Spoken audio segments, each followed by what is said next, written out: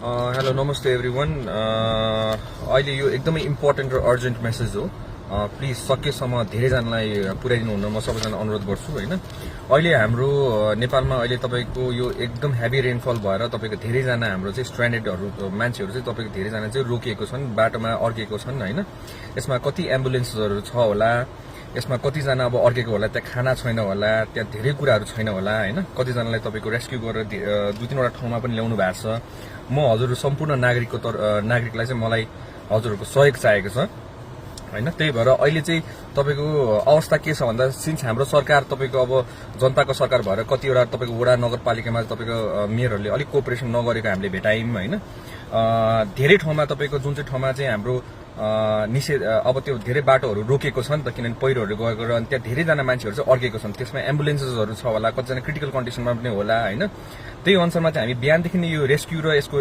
यसको मिसनको लागि भनेर चाहिँ हामी एनडीडीआरएमए गृह मन्त्रालयको अन्तर्गतमा भएको कार्यालयमा हामी आज रातभरि नै काम गर्छौं र हामी नेपालको पनि सबै 92 च्याप्टर चाहिँ अन गरेर तपाईको सबै भलन्टियर्सहरुलाई डिप्लोय गरिसक्यौं फिल्डमा हैन तर हजुरहरुको के सहयोग चाहियो भन्दाखेरि चाहिँ यो भिडियोहरु त्यो जो मान्छेहरु तपाईको बाटोमा अड्किनु भएको छ प्लिज तपाईहरुले यो भिडियो हेरिराख्नु भएको छ भने हाम्रो एउटा नम्बर दिन्छौं हामीले नम्बर के पो हाम्रो यो एनडीडीआरएम को नम्बर कति हो 1149 मा तपाई प्लिज कल गरिदिनु होला तपाईहरु त्यहाँ स्ट्रान्डेड हुनुहुन्छ कुनै बाटोमा तपाईको अड्किराख्नु भएको छ भने त्यसको हामीलाई चाहिँ एम्बुलेन्सहरु त्यहाँ कति छ अनि कुन ठाउँमा छ यो चाहिँ चाहियो अनि हामीलाई त्यसको जीपीएस कोअर्डिनेट्सहरु चाहियो अहिलेसम्म तपाईहरुले जति पनि देख्नु भएको छ हेलिकप्टरहरु धेरै जस्तो मन्त्रीहरु घुम्न सुम्न यताउतिहरु युज भएको छ तर अहिले हामीले के गृह मन्त्रीसँग मिलेर हामीले के काम एउटा गरिरहेका छौं भन्दाखेरि यो हेलिकप्टर्सहरु चाहिँ अब चाहिँ रेस्क्युको लागि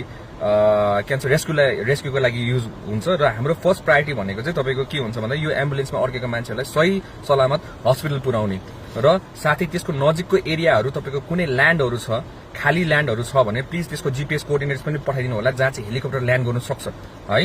अनि यो ठाउँहरुमा तपाईको धेरै जस्तो देखिम हामीले चाहिँ मुनिङ पोखरामा तपाईको 725 वटा तपाईको गाडी अड्किरहेको छ हैन उहाँहरुसँग यो भिडियो पुग्यो भने प्लिज त्यहाँ कुनै एम्बुलेन्सहरु अड्के छ भने कसैलाई एकदमै गाह्रो परिरहेछ भने हामीलाई यो अघि भनेको नम्बरमा प्लिज कल गरिदिनु होला हैन त्यो विपदको हुन्छ हामीहरु पनि यही छौं हैन मुङलिन टु काठमाडौँ तपाईको 965 नम्बरको तपाईको गाडीहरु त अड्केको छ हैन अनि यो सबै हुँदै गर्दाखेरि जहाँ अड्किनु भएको छ तपाईको त्यहाँको नगरपालिकाहरुलाई नोटिस पठाइसकेको छ त्यहाँ तपाईहरुलाई खानाको व्यवस्थाहरु तपाईको त्यहाँ गाह्रो भयो भने केही समस्याहरु अनि यो सबै नोटिस पठाइसकेको छ तर उहाँहरुको अलिक कोअपरेसन हामीलाई राम्रोसित आएको छैन भन्ने हामीले बुझ्यौं है त्यही भएर हजुरहरुको सबैजनाको साथ सहयोग चाहिरहेछ हामीलाई